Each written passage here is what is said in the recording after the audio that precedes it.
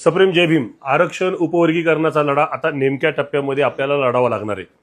आरक्षण उपवर्गीकरणासंदर्भामध्ये राज्यात सर्वत्र आंदोलनं सुरू आहेत, बैठका सुरू आहेत, निदर्शनं सुरू आहेत, मोर्चे सुरू आहेत आणि नियोजित मुंबईतील आंदोलनं सुद्धा सुरू आहेत।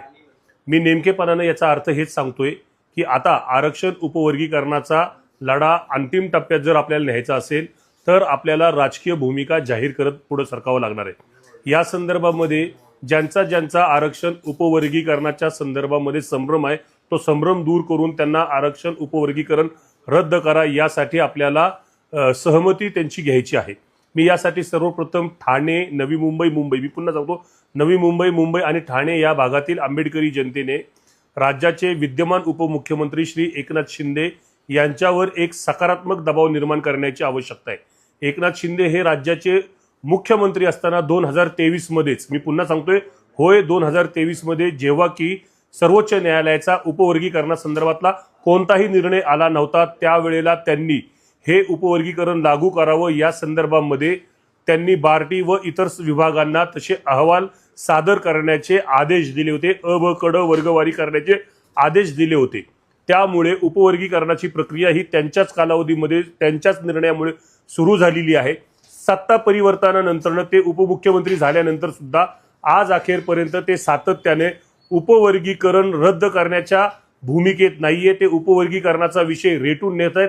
ते अनेक सभा संमेलनांमध्ये त्या संदर्भामध्ये वाच्यता करत आहेत।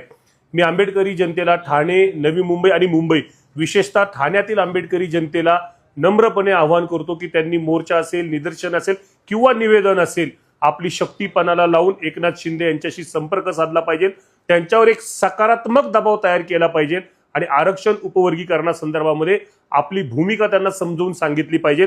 सोबतच त्यांचा जो काही गैरसमज झालेला आहे की त्यांनी घेतलेली भूमिका योग्य आहे, ती भूमिका कशी चुकीची आहे हे त्यांना समजून सांगितलं पाहिजे।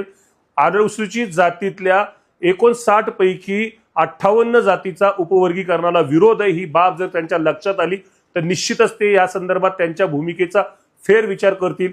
एकनाथ शिंदे हे अतिशय मातब्बर नेते आहेत। राज्याचं सामाजिक न्याय मंत्रीपद हे त्यांच्याच पक्षाकडे आहे, त्यांच्या पक्षाची आमदारांची संख्या मोठी आहे आणि ते स्वतः प्रभावशाली आहेत।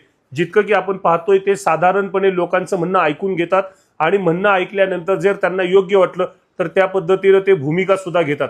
मी ठाण्यातील आंबेडकरी जनतेला पुन्हा विनंती करतोय की आता त्यांनी नेमकेपणानं भूमिका घेत एकनाथ शिंदे यांच्याकडं आपला मोर्चा वळवायला हवा। आपले संबंध असतील, आपली राजकीय प्रतिष्ठा असेल ती पणाला लावून उपवर्गीकरणाच्या त्यांच्या भूमिकेमध्ये त्यांना बदल करायला भाग पाडावं, तशी विनंती त्यांना करावी। तसं दबावाचं सकारात्मक आंदोलन उभं करावं एवढी विनंती मी या निमित्तानं करतोय।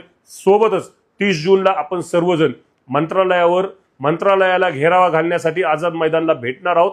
आरक्षण उपवर्गीकरण रद्द करणं हा आपला निर्धार कायम आहे। जय भीम।